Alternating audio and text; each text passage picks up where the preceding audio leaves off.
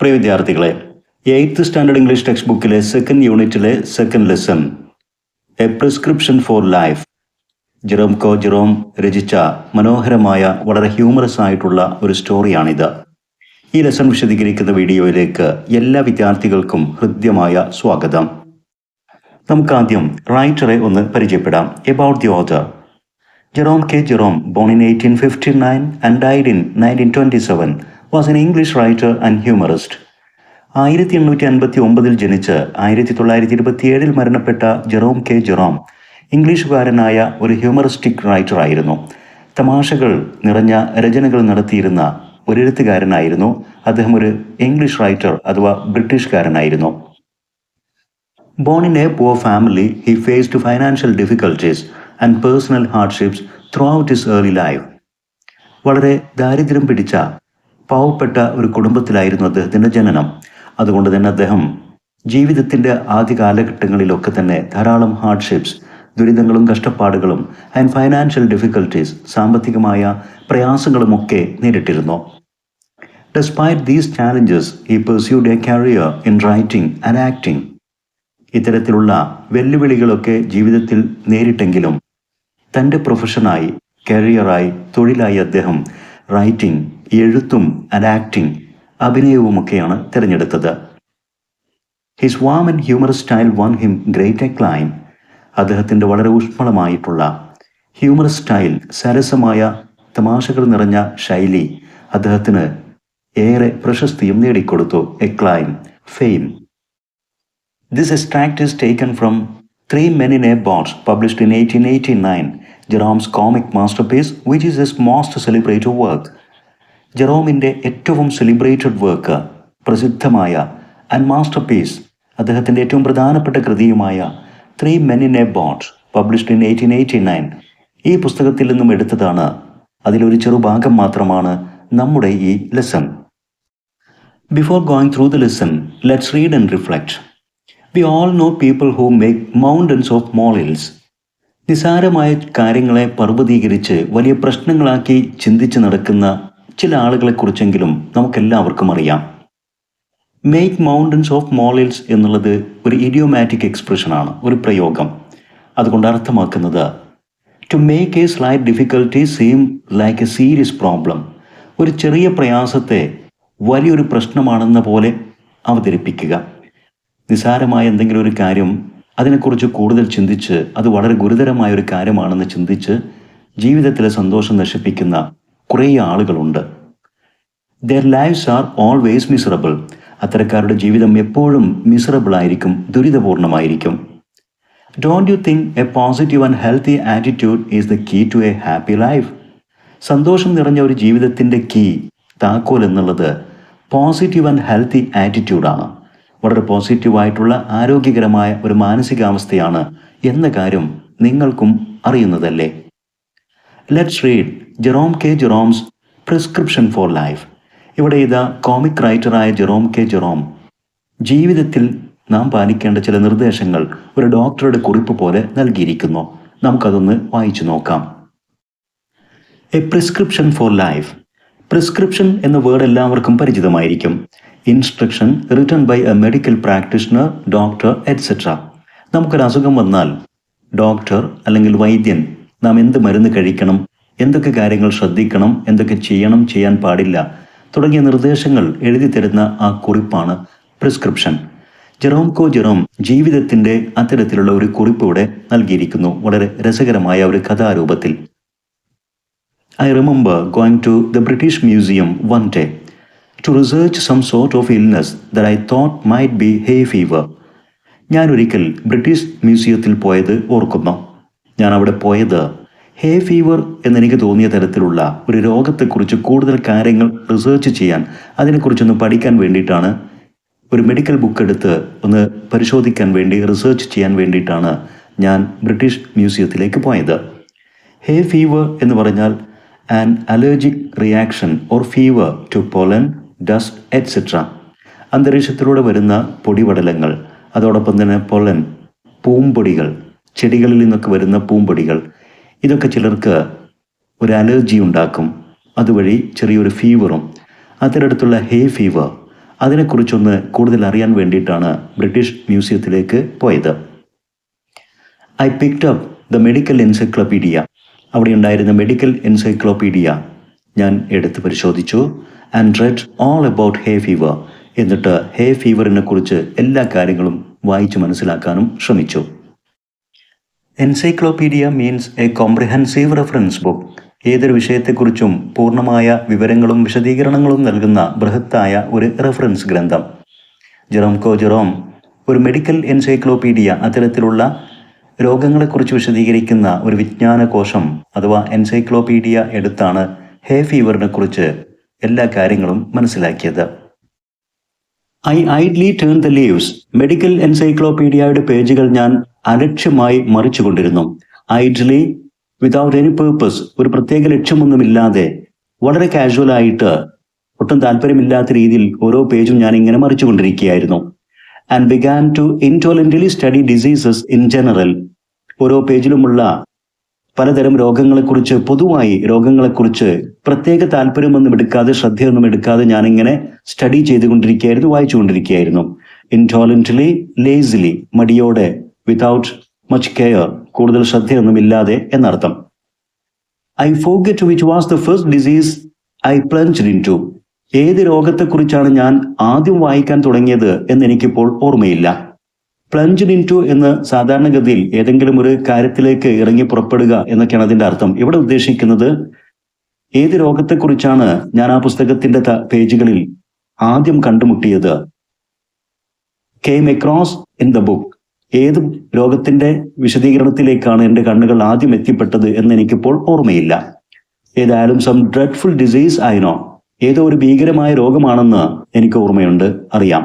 ആ രോഗം ഏതാണെന്ന് അതിൻ്റെ പേര് എനിക്ക് ഓർമ്മയില്ല എന്നർത്ഥം. But before I had glanced half down the list of warning symptoms.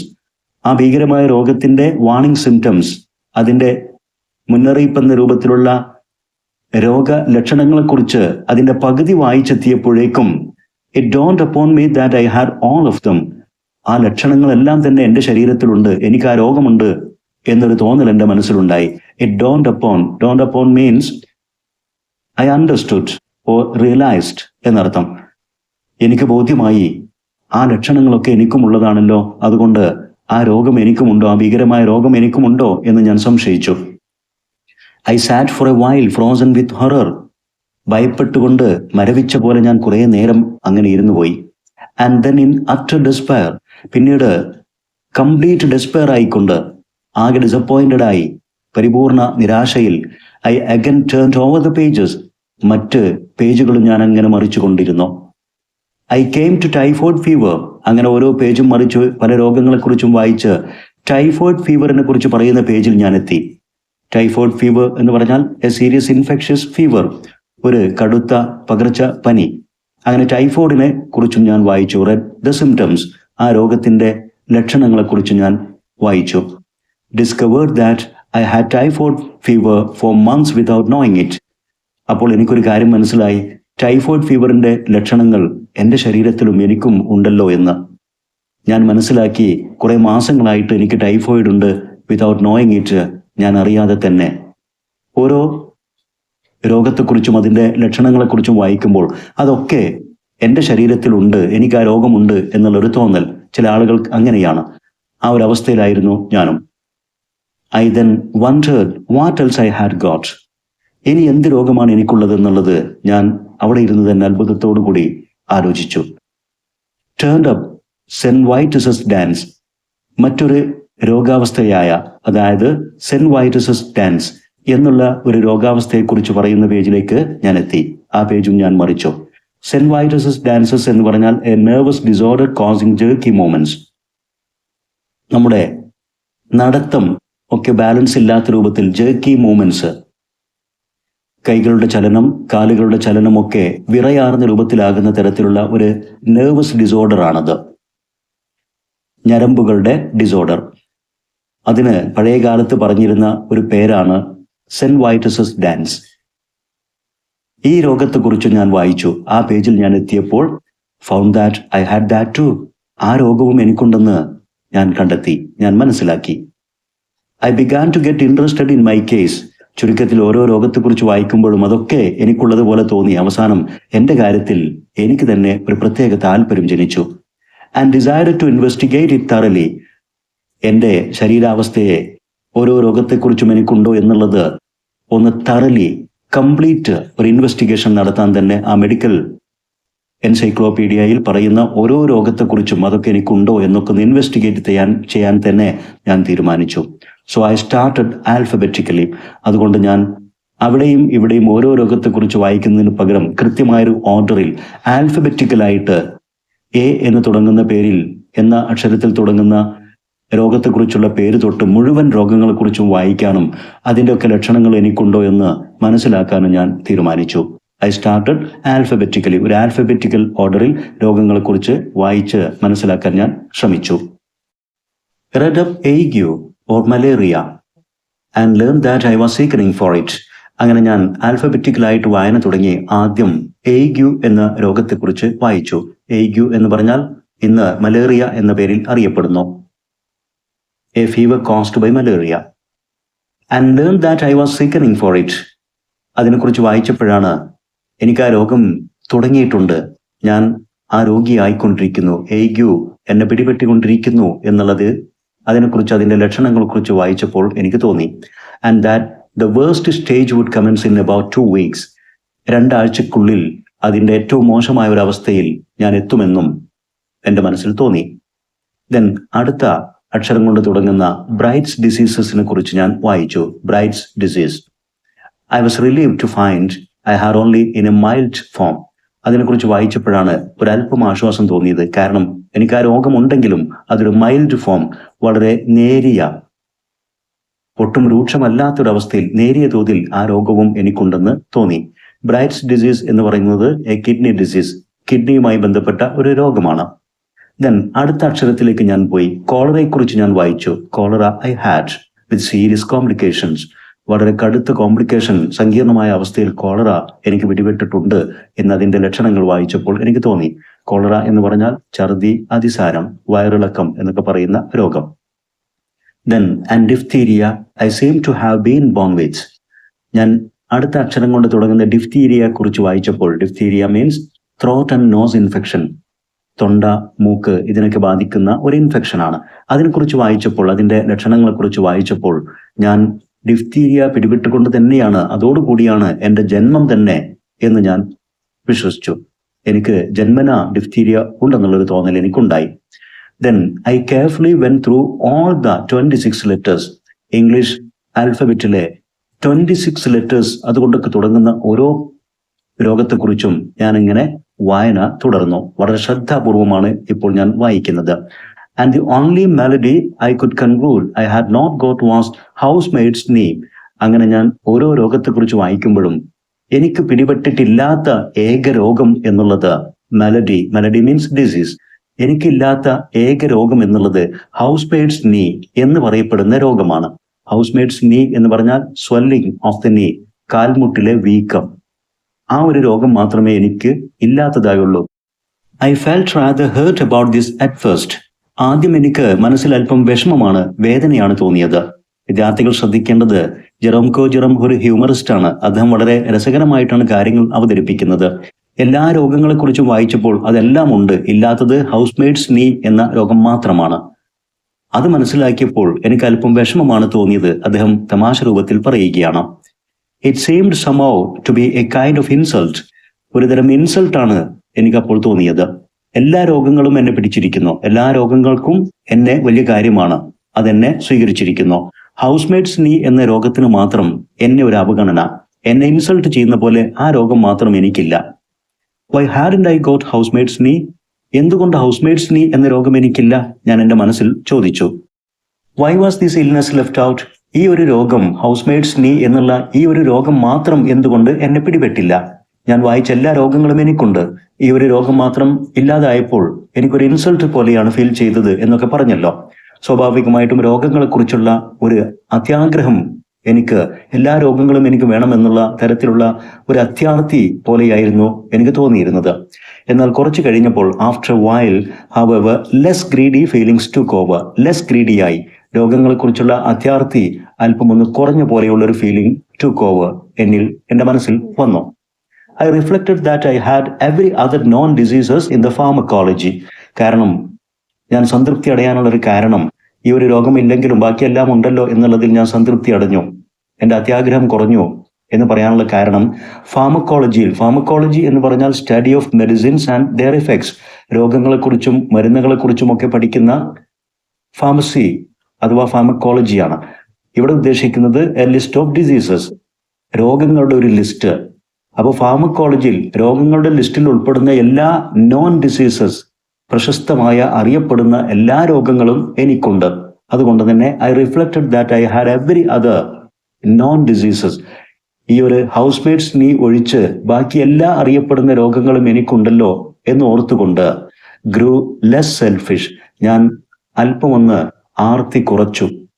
And determine to do without housemaid's knee, അങ്ങനെ ഹൗസ് മേറ്റ്സ് നീ എന്ന രോഗം ഇല്ലെങ്കിലും മുന്നോട്ട് പോകാൻ തന്നെ തീരുമാനിച്ചു. ഇനി അതില്ലെങ്കിൽ വേണ്ട, ആ രോഗം ഇല്ലെങ്കിൽ ഉള്ളത് കൊണ്ട് തൃപ്തിപ്പെടാം എന്ന രൂപത്തിലേക്ക്, തമാശ രൂപത്തിലാണ് ഇതൊക്കെ അവതരിപ്പിക്കുന്നത് എന്ന് ശ്രദ്ധിക്കുക.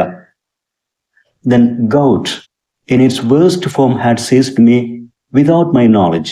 Gout എന്നുള്ള ആ രോഗം, gout means arthritis, painful swelling in the joints, പ്രത്യേകിച്ച് കാൽവിരലുകൾ കൈവിരലുകളുടെ ജോയിന്റിൽ വരുന്ന ഒരു നീർക്കെട്ട്, നല്ല വേദന ഉണ്ടായിരിക്കും.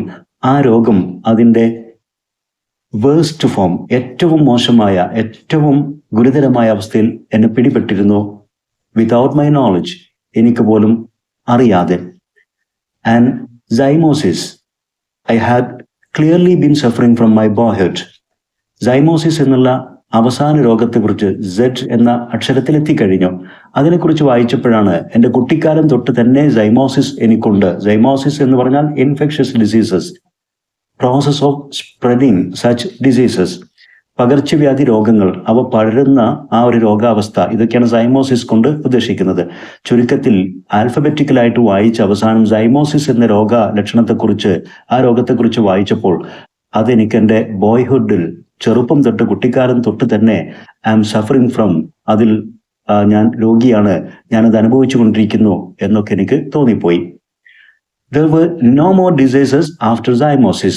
ആ മെഡിക്കൽ എൻസൈക്ലോപീഡിയയിൽ സൈമോസിസ് എന്ന രോഗത്തിന് ശേഷം പിന്നെ മറ്റു രോഗങ്ങളെക്കുറിച്ചും പറയുന്നുണ്ടായിരുന്നില്ല. So I concluded that there was nothing else the matter with me. ഇനി എനിക്കില്ലാത്തതായിട്ടുള്ള മറ്റൊരു രോഗവും ഇല്ല എന്ന് ഞാൻ കൺക്ലൂഡഡ്, നിഗമനത്തിലെത്തി. ഐ സാറ്റ് ആൻഡ് പോണ്ടേഡ്, കുറെ നേരം ഞാൻ ഗഹനമായ ചിന്തയിൽ മുഴുകി അങ്ങനെ ഇരുന്നു. പോണ്ടർ മീൻസ് തിങ്ക് ഡീപ്ലി, ആഴത്തിൽ ചിന്തിക്കുക, ഗഹനമായി ചിന്തിക്കുക. I thought, what an interesting case I must be from a medical point of view. Medical ശാസ്ത്രത്തിന്റെ കാഴ്ചപ്പാടിലൂടെ നോക്കുമ്പോൾ ഞാൻ എന്തൊരു രസകരമായ കാര്യമായിരിക്കും, എൻ്റെ കേസ് എത്ര രസകരമായിരിക്കും എന്നും ഞാൻ ആലോചിച്ചു. കാരണം what an acquisition I should be to a class, ഒരു മെഡിക്കൽ വിദ്യാർത്ഥികളുടെ ക്ലാസ്സിലേക്ക് ഞാൻ എത്രമാത്രം വിലപ്പെട്ട ഒരു അസറ്റ് ആയിരിക്കും. എന്നെ അവരുടെ ക്ലാസ്സിലേക്ക് കിട്ടുകയാണെങ്കിൽ ഞാൻ വിലപ്പെട്ട ഒരു മുതൽക്കൂട്ടായിരിക്കും. Acquisition, an addition or asset, വളരെ വിലപ്പെട്ട ഒരു മുതൽക്കൂട്ടായിരിക്കും ഒരു മെഡിക്കൽ ക്ലാസ്സിലേക്ക് എൻ്റെ ശരീരം അല്ലെങ്കിൽ ഞാൻ എന്നുള്ളതും എൻ്റെ ചിന്തയിൽ വന്നു. Students would have no need to walk the hospitals, medical വിദ്യാർത്ഥികൾക്ക് രോഗികളെ കാണാൻ, രോഗങ്ങളെക്കുറിച്ച് പഠിക്കാൻ ഹോസ്പിറ്റലുകൾ കയറി ഇറങ്ങേണ്ടി വരില്ല. ഇഫ് ദ ഹാഡ് മീ, അവർക്ക് എന്നെ കിട്ടുകയാണെങ്കിൽ, അവരുടെ ക്ലാസ്സിലേക്ക് എന്നെ കിട്ടുകയാണെങ്കിൽ എല്ലാത്തരം രോഗങ്ങളുമുള്ള ഒരു ഹോസ്പിറ്റൽ തന്നെയായിരിക്കും എൻ്റെ ശരീരം. I was a hospital in myself, എനിക്കപ്പോൾ തോന്നി ഞാൻ തന്നെ ഒരു ഹോസ്പിറ്റലായിരിക്കും. All they need to do would be to walk around me, medical വിദ്യാർത്ഥികൾ എനിക്ക് ചുറ്റും എന്നെ പരിശോധിച്ചുകൊണ്ട് വെറുതെ നടന്നാൽ മതി. And after that take their diploma, അവർക്ക് എല്ലാം പഠിക്കാനും എൻ്റെ ചുറ്റും നടന്നതിന് ശേഷം അവർക്ക് അവരുടെ ഡിപ്ലോമ അല്ലെങ്കിൽ അവരുടെ ഡിഗ്രി, അവർക്ക് പരീക്ഷകൾ വിജയിച്ച് അവരുടെ ഡിപ്ലോമയും ഡിഗ്രിയും ഒക്കെ കരസ്ഥമാക്കാനും സാധിക്കും. കാരണം ഞാൻ തന്നെ എല്ലാ രോഗങ്ങളുടെയും ഒരു ഹോസ്പിറ്റലാണ് എന്നൊക്കെയാണ് എൻ്റെ മനസ്സിൽ അപ്പോൾ തോന്നിയത്. Then I wondered how long I had to live. ഈ ഒരു അവസ്ഥയിൽ എത്ര കാലം എനിക്ക് ജീവിക്കാൻ കഴിയുമെന്ന് ഞാൻ ആശ്ചര്യത്തോടുകൂടി അത്ഭുതത്തോടുകൂടി ചിന്തിച്ചു. I tried to examine myself. ഞാൻ സ്വയം ഒന്ന് പരിശോധിക്കാൻ ശ്രമിച്ചു. I felt my pulse. ആദ്യം ഞാൻ എൻ്റെ പൾസ് പരിശോധിച്ചു.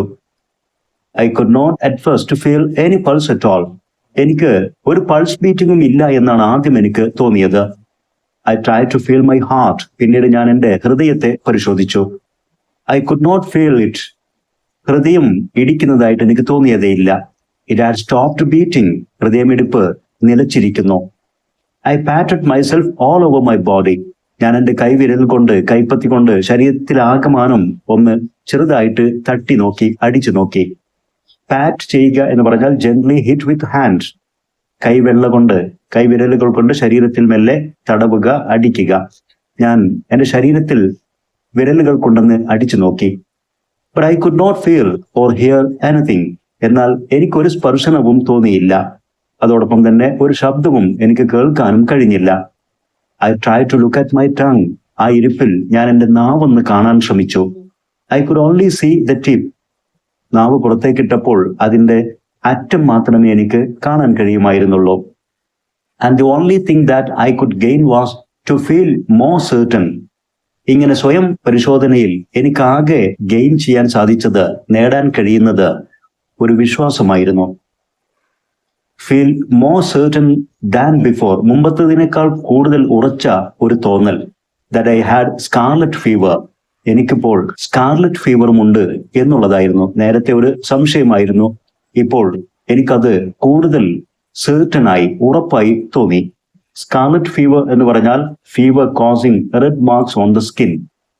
നമ്മുടെ ശരീരത്തിലൊക്കെ ചുവന്ന തുടിപ്പുകൾ ഉണ്ടാകുന്ന, അതോടൊപ്പം വരുന്ന ഒരു പനിയോടൊപ്പം ശരീരത്തിൽ ചുവന്ന പുള്ളികൾ അല്ലെങ്കിൽ തുടിപ്പുകളൊക്കെ കാണപ്പെടുന്ന ഒരവസ്ഥ. അത്തരമൊരു സ്കാർലറ്റ് ഫീവർ എനിക്കുണ്ടെന്ന് എൻ്റെ നാവിന്റെ അറ്റം കണ്ടപ്പോൾ എനിക്ക് തോന്നി. I had walked into that reading room as a happy healthy man. British മ്യൂസിയത്തിന്റെ ആ റീഡിംഗ് റൂമിലേക്ക് ഞാൻ കടന്നു ചെന്നപ്പോൾ ഞാൻ ഹാപ്പി ആയിരുന്നു. ഒരു ഹെൽത്തി മാൻ, ആരോഗ്യമുള്ള ഒരു മനുഷ്യനെ പോലെയായിരുന്നു. അങ്ങോട്ട് ഞാൻ കടന്നു ചെല്ലുമ്പോൾ ഞാൻ സന്തോഷവാനായ, ആരോഗ്യവാനായ ഒരു മനുഷ്യനായിരുന്നു. എന്നാൽ തിരിച്ചിറങ്ങുമ്പോൾ ഐ ക്രൗൾഡ് ഔട്ട് എ ഡീക്രപിറ്റ് റെക്ക്. ഞാൻ ആകെ തളർന്ന് അവശനായ ഒരു അവശിഷ്ടം പോലെയാണ്. ആരോഗ്യം നശിച്ച് ഒരു അവശിഷ്ടം പോലെ തകർന്നടിഞ്ഞ ഒരവസ്ഥയിലാണ് ഞാൻ പുറത്തേക്ക് ഇഴഞ്ഞ് വന്നത്. ഡീക്രപിറ്റ് എന്ന് പറഞ്ഞാൽ വീക്ക് ആൻഡ് ഫീബിൾ, വളരെ ദുർബലമായ. റെക്ക് എന്ന് പറഞ്ഞാൽ ഡാമേജ്ഡ് റിമെയിൻസ്, എന്തെങ്കിലുമൊക്കെ തകർന്നതിന്റെ അവശിഷ്ടം. ആ ഒരു അവസ്ഥയിലായിരുന്നു അപ്പോൾ. I went to my doctor. ഞാൻ അങ്ങനെ എന്നെ സ്ഥിരമായി പരിശോധിക്കുന്ന എൻ്റെ ഡോക്ടറെ കാണാൻ പോയി. He's an old chum of mine. അദ്ദേഹം എൻ്റെ ഒരു പഴയകാല സുഹൃത്താണ്. Chum means friend or roommate. കോളേജില്, യൂണിവേഴ്സിറ്റിയിലൊക്കെ പഠിക്കുമ്പോഴുള്ള റൂംമേറ്റ്സ്, അല്ലെങ്കിൽ ഒരു പഴയകാല സുഹൃത്തായിരുന്നു. ഞാൻ സ്ഥിരമായി കാണാറുള്ള എൻ്റെ സുഹൃത്തായ ഡോക്ടറെ കാണാൻ ഞാൻ പോയി. അവിടെ പോകുമ്പോൾ എൻ്റെ മനസ്സിൽ തോന്നി, he's an old chum of mine. എൻ്റെ ഒരു പഴയകാല സുഹൃത്താണ്, അതുകൊണ്ട് തന്നെ ആൻഡ് ഫീൽസ് മൈ പൾസ്. അദ്ദേഹവും എൻ്റെ പൾസ് പരിശോധിക്കും. And looks at my tongue. എൻ്റെ നാവിലേക്കൊക്കെ നോക്കും. And talks about the weather. അപ്പോൾ എൻ്റെ പനിയെക്കുറിച്ചും മറ്റൊക്കെ സംസാരിക്കുമ്പോൾ കാലാവസ്ഥ വ്യതിയാനത്തെക്കുറിച്ചും കാലാവസ്ഥയെക്കുറിച്ചും ഒക്കെ സംസാരിക്കും. എന്നാൽ all for nothing when I think I am sick. അത്തരം സംസാരവും പരിശോധനയും ഒക്കെ വെറുതെ ആയിരിക്കും. All for nothing, all in vain, നിഷ്ഫലമായിരിക്കും. കാരണം when I think I am sick, ഞാൻ രോഗിയാണ് എന്ന് ഞാൻ ചിന്തിക്കുമ്പോൾ ഇത്തരം പരിശോധനകളൊക്കെ വെറുതെ ആയിരിക്കും എന്നും എനിക്കറിയാം. എന്തായാലും ഞാൻ എൻ്റെ ഡോക്ടറെ കാണാൻ പോയി. So I thought I would return the favour by going to him now. എനിക്കൊരുപാട് ഉപകാരങ്ങൾ ചെയ്ത, പ്രതിഫലമൊന്നും ആഗ്രഹിക്കാതെ എന്നെ സഹായിച്ച സുഹൃത്തായ ഡോക്ടർക്കിപ്പോൾ ആ ഫേവർ, ആ ഉപകാരങ്ങളൊക്കെ തിരിച്ചു കൊടുക്കാൻ ഒരു അവസരമായി എന്നെനിക്ക് തോന്നി. അതുകൊണ്ട് തന്നെ അദ്ദേഹത്തെ ഒന്ന് പോയി കണ്ടുകൊണ്ട് ആ ഉപകാരങ്ങൾ തിരിച്ചു കൊടുക്കണം എന്നും ഞാൻ ചിന്തിച്ചു. എങ്ങനെയാണ് അതൊരു ഉപകാരമാവുക? കാരണം what a doctor wants, I said, is practice. ഞാൻ എപ്പോഴും പറയുന്ന, മനസ്സിലാക്കിയ ഒരു കാര്യമാണ്, ഒരു ഡോക്ടർക്ക് ഏറ്റവും ആവശ്യമുള്ളത് പ്രാക്ടീസ് ആണ്. He shall have me. അദ്ദേഹത്തിന് എന്നെ ഉപയോഗപ്പെടുത്താം.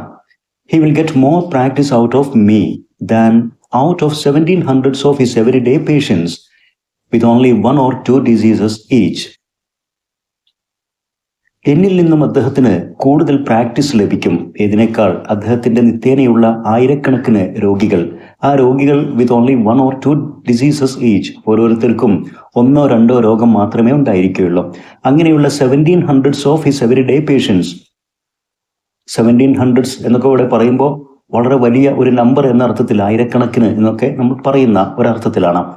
ഏതായാലും അദ്ദേഹത്തിന്റെ ആയിരക്കണക്കിന് നിത്യേനയുള്ള പേഷ്യൻസ്, ഒന്നോ രണ്ടോ രോഗവും മാത്രമായി വരുന്ന അവരെ പരിശോധിച്ചാൽ കിട്ടുന്ന പ്രാക്ടീസിൽ നിന്ന് കിട്ടുന്നതിനേക്കാൾ കൂടുതൽ പ്രാക്ടീസ് എന്നെ പരിശോധിച്ചാൽ അദ്ദേഹത്തിന് ലഭിക്കും. കാരണം അറിയപ്പെടുന്ന ഫാർമക്കോളജിയിൽ ഉൾപ്പെടുന്ന എല്ലാ രോഗങ്ങളും എനിക്കുണ്ട്. ഞാൻ തന്നെ രോഗങ്ങൾ നിറഞ്ഞ ഒരു ഹോസ്പിറ്റലാണ്.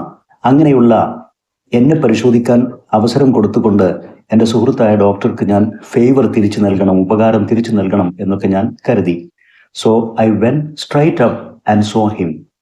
അങ്ങനെ ഞാൻ അദ്ദേഹത്തെ നേരെ പോയി കണ്ടു. And he said, well what is the matter with you? എന്താണിപ്പോൾ കുഴപ്പം? അദ്ദേഹം എന്നോട് ചോദിച്ചു.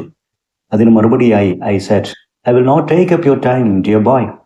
എൻ്റെ പ്രിയ സുഹൃത്തെ, ഞാൻ നിങ്ങളുടെ സമയം ഒരുപാടൊന്നും എടുത്ത് നിങ്ങളുടെ സമയം ഞാൻ നഷ്ടപ്പെടുത്തുന്നില്ല. Take up means use or consume. നിങ്ങളുടെ സമയം ഞാൻ കൂടുതൽ ചെലവഴിക്കുന്നില്ല. കാരണം എന്താണ് എൻ്റെ പ്രശ്നം എന്ന് ചോദിച്ചാൽ ആ പ്രശ്നം ഞാൻ എണ്ണി പറയുമ്പോൾ ഒരുപാട് സമയം പോകും. With telling you what the matter is. എൻ്റെ പ്രശ്നം എന്താണെന്ന് പറഞ്ഞുകൊണ്ട് ഞാൻ നിങ്ങളുടെ സമയം ഒരുപാട് വേസ്റ്റ് ആക്കാൻ ഉദ്ദേശിക്കുന്നില്ല. Life is brief. ജീവിതം തന്നെ വളരെ ബ്രീഫാണ്. And you might pass away before I had finished. ഞാൻ എൻ്റെ പ്രശ്നങ്ങൾ എണ്ണി പറഞ്ഞ് തീരും മുമ്പ് ഒരുപക്ഷെ നീ തന്നെ മരിച്ചു പോയേക്കാം. അത്രയും നീണ്ട പ്രശ്നങ്ങളാണ് എനിക്ക് എന്നർത്ഥം. തമാശ രൂപത്തിൽ അവതരിപ്പിക്കുകയാണ്. But I will tell you what is not the matter with me. അപ്പൊ അതിനേക്കാളൊക്കെ എളുപ്പം എന്താണ് എനിക്കില്ലാത്ത പ്രശ്നം എന്ന് പറയുന്നതായിരിക്കും ഏറ്റവും നല്ലത്. എൻ്റെ പ്രശ്നങ്ങൾ എണ്ണി പറഞ്ഞാൽ അത് തീരും മുമ്പ് യു മൈറ്റ് പാസ് അവേ, നീ ഒരുപക്ഷെ മരിച്ചു പോയേക്കാം. അപ്പോൾ I will tell you what is not the matter with me. എനിക്കില്ലാത്ത പ്രശ്നം എന്താണെന്ന് പറയാം. അതായിരിക്കും ചുരുക്കം. I have not got housemaid's knee. Housemaid's knee എന്ന രോഗാവസ്ഥ മാത്രമാണ് എനിക്കില്ലാത്തത്. Why I have not got housemaid's knee I cannot tell you. എന്തുകൊണ്ട് ഹൗസ് മെയ്ഡ്സ് നീ എന്ന രോഗം എനിക്കില്ല? I cannot tell you. അതെനിക്ക് പറയാൻ അറിയില്ല. But the fact remains that I have not got it. എന്നാൽ യാഥാർത്ഥ്യം ആ ഒരു രോഗം മാത്രം എനിക്ക് കിട്ടിയിട്ടില്ല. Everything else however I have got. മറ്റെല്ലാ രോഗവും എനിക്ക് കിട്ടിയിട്ടുമുണ്ട്. And I told him how I came to discover it all.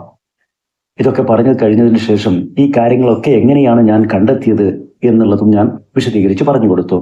British മ്യൂസിയത്തിൽ പോയതും റീഡിംഗ് റൂമിൽ മെഡിക്കൽ എൻസൈക്ലോപ്പിയ എടുത്ത് ആൽഫബറ്റിക്കലായി രോഗങ്ങളെക്കുറിച്ചും അതിൻ്റെ സിംറ്റംസിനെ കുറിച്ച് പറഞ്ഞതും എൻ്റെ ശരീരത്തിൽ അതൊക്കെ ഞാൻ അനുഭവിക്കുന്നുണ്ട് എന്നുള്ള തോന്നലും ഒക്കെ ഞാൻ വിശദീകരിച്ച് പറഞ്ഞു കൊടുത്തു.